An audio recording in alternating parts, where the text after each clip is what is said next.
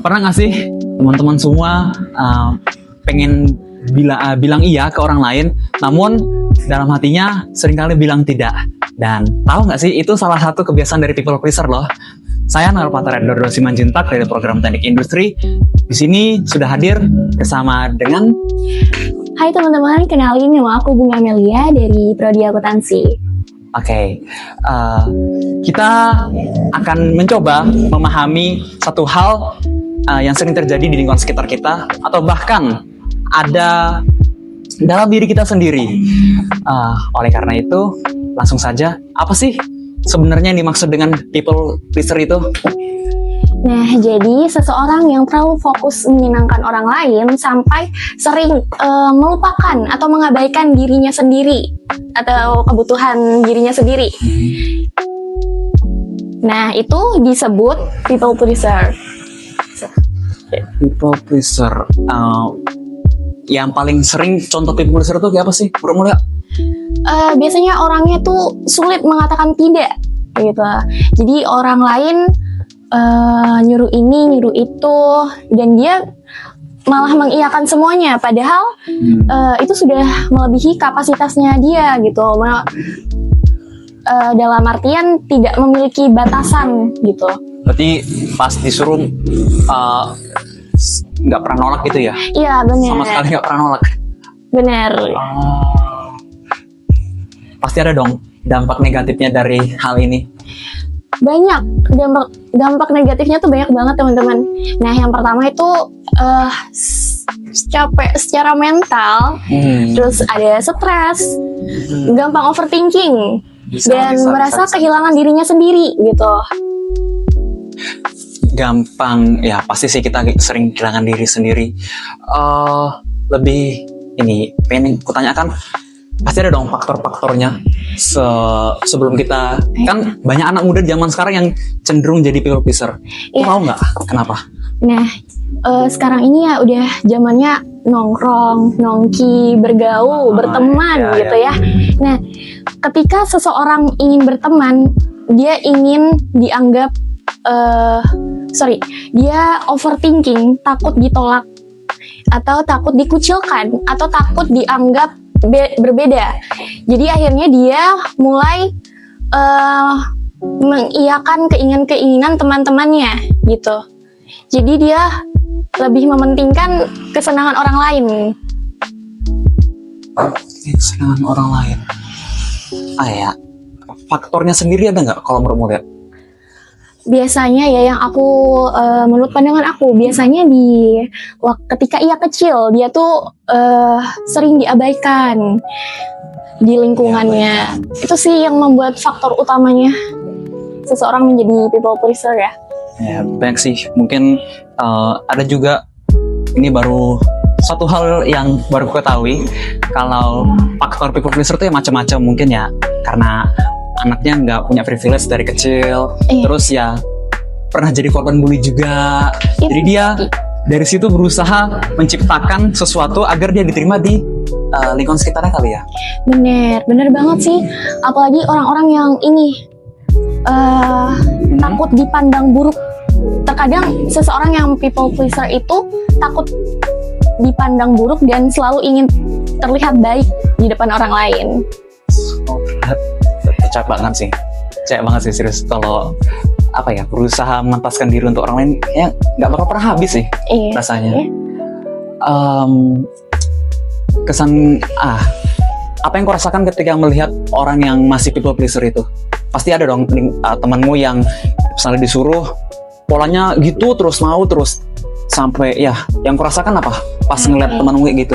Apakah pengen nolong atau ya yang kau rasakan gimana, Lia?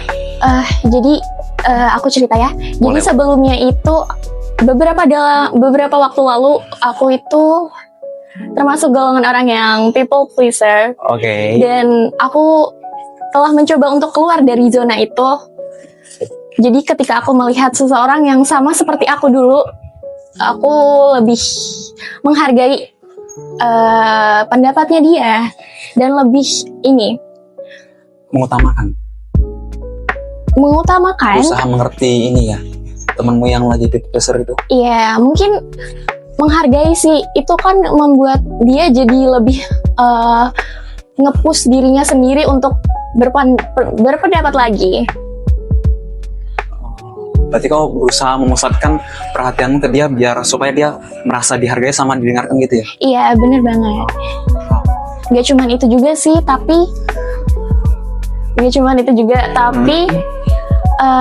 terkadang seseorang yang people pleaser itu butuh dukungan dari teman-temannya. Jadi kita yang melihat sifat itu di orang lain, kita harus memberitahu dia bahwa kita ini tuh punya hak gitu atas kesenangan kita, atas kemauan kita dan keinginan kita. Nah, jadi kita harus yakinin dia buat percaya diri dan nggak perlu mikirin orang lain gitu. Oh, berarti belajar mulai ini ya, mencintai diri sendiri ya. Ya, berusaha lebih mengekspresikan diri. Terus ini deh, gimana cara kita keluar atau untuk mulai dari kebiasaan ini? Oke, nih aku kasih tahu ya. Kan aku sudah menjalani menjadi orang people pleaser gitu ya. Terang. Nah, hal yang aku lakukan pertama kali adalah mencintai diri sendiri. Nah, ketika kalian mencintai diri sendiri, kalian akan paham betapa berharganya kalian, betapa maksudnya kalian tuh punya hak gitu loh buat menyuarakan pendapat gitu. Jadi jangan pernah takut gitu. Nah, pertama kali itu kan aku coba untuk mengubah pola pikir aku. Dengan? Ya itu tadi, dengan mencintai diri sendiri dan meyakinkan bahwa setiap orang itu bisa salah. Gak semua orang itu harus kita bahagiakan, gak semua orang itu harus kita senangkan hatinya. Karena kita juga punya batas gitu loh. Kita gak bisa setiap saat menyenangkan orang lain, padahal kita juga lagi capek-capeknya gitu. Kita juga nggak bisa mengiyakan orang lain. Misal nih diajak nongki tengah malam, padahal dia seharian itu aktivitasnya berat banget dan dia merasa tidak enak gitu. Ini temennya udah ngajak nongkrong, masa ditolak sih gitu. Padahal dia capek banget. Nah, menurut aku itu kalian harus coba dengan tolakan-tolakan halus.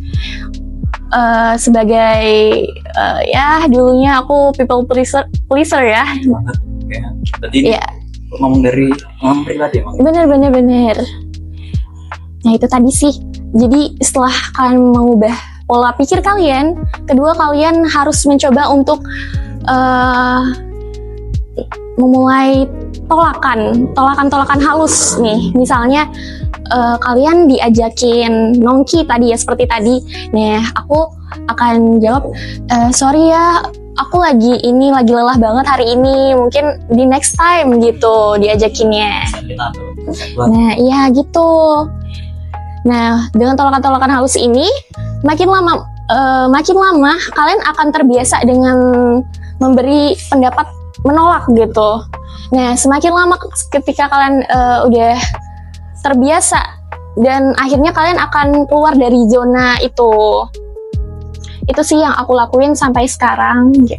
Tapi tentu nggak mudah dong, karena ada orang yang mampu menciptakan dirinya untuk keluar dari kebiasaan ini mungkin ya. Berbagai macam cara ya, ini masuk kompleks banget. Iya, kompleks banget. Kompleks banget. Untuk orang-orang yang susah banget, belum mengerti dengan dirinya sendiri, ada nggak lihat yang kayak betul-betul keluar tips yang sederhana?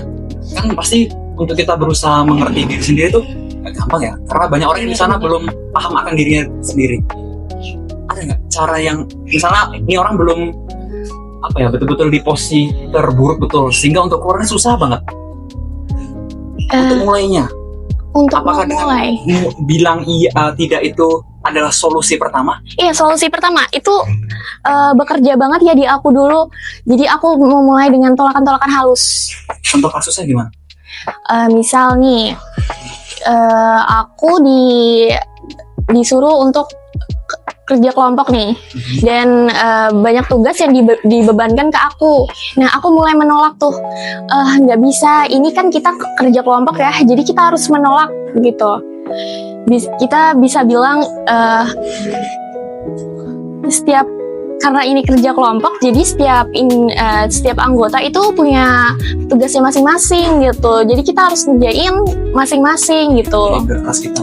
Ya, dan mungkin dengan tolakan-tolakan seperti itu, ini ya, mulai apa ya? Menciptakan kebiasaan kecil yang menjadi besar nantinya. Iya, benar. Seperti buku Atomic Habit ya teman-teman ya. Benar. Nah gampang sih, tapi kita harus belajar untuk lebih berani. Iya. Dampak. Pesan-pesannya Bu, untuk orang-orang yang masih mengorbankan dirinya untuk orang lain. Oke, kesan-pesan aku buat yang di luar sana yang merasa masih perlu untuk menyenangkan orang lain gitu ya. Menurut aku kalian, ayo coba kita renungkan lagi. Sebenarnya apa sih yang kita mau, apa sih yang kamu mau, apa sih yang kamu inginkan, dan apa sih yang ngebuat kamu terbebani. Kamu harus memikirkan lagi gimana kamu ingin berkembang kalau kamu ngikutin orang terus gitu. Jadi menurut aku kalian harus memikirkan lagi nih, merenungkan lagi gitu. Karena teman-teman, ketika teman-teman kalian itu apa maksudnya ini? Ketika teman-teman kalian itu mencoba untuk memaksa kalian dan kalian itu merasa tidak enakan, coba deh ditolak lagi ya. Ditolak secara halus pun nggak apa-apa gitu. Nggak jadi masalah gitu. Jadi kalian kalau kepikiran nanti mereka dia bakal dijauhi atau enggak, itu pesan belakang ya? Iya dong. Iya sih, pasti kan ketika kita menolak, dijauhin teman, atau dijulitin, atau direndahin, atau dikucilkan, atau bisa jadi kalian diasingkan gitu dari pertemanan itu ya kan? Nah, tapi kalian harus mikir lagi nih, karena teman-temannya seperti itu bukan teman, tapi itu hanya orang yang memanfaatkan kelemahan kalian gitu. Jadi ketika kalian udah memulai penolakan halus, udah mulai mencintai diri sendiri, udah mulai memahami diri sendiri, kalian nggak perlu takut dalam pertemanan kok. Mereka orang tulus itu ya, orang tulus dalam berteman sama kamu, itu nggak akan ingin kamu mengorbankan diri sendiri gitu. Jangan kelamaan di pertemanan yang salah teman-teman ya. Iya. Hari ini kita sudah belajar satu hal sederhana, karena pada akhirnya kita sendiri ya berhak untuk didengarkan dan juga dihargai. Dan saya juga mengucapkan terima kasih untuk Bu Lia, Bu Amelia, karena sudah memberikan pandangannya yang sangat berarti pada hari ini. Dan untuk teman-teman semua, ya semoga setelah ini kita semua bisa belajar untuk berani bilang tidak, karena ya untuk kebaikan diri kita sendiri, lebih jujur, diri kita sendiri itu yang lebih utama teman-teman. Sampai jumpa di podcast kita berikutnya. Dadah.